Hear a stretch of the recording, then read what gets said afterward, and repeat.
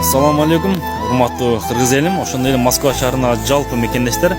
Бул кайрылуум Москва шаарына алдамчылык менен документ турурлап, элди алдаган, элди тоногон, документ турлаган бул силерге тиешелүү. Именно урматтуу достор, биз Москвага ойноп келген эмеспиз. Москвага биз үй бүлө багабыз, бала чака багабыз, үй жай салабыз деп мигрант болуп Москва шаарына келип жүрөбүз. Биз силердин фаршовый документиңердин айынан мына Сахаровада канчалаган достор, канчалаган апалар, эжелер, карындаштар Сахаровада жатат, урматтуу достор. Ошону ойлонуп атасыңар, урматтуу документ турлагандар.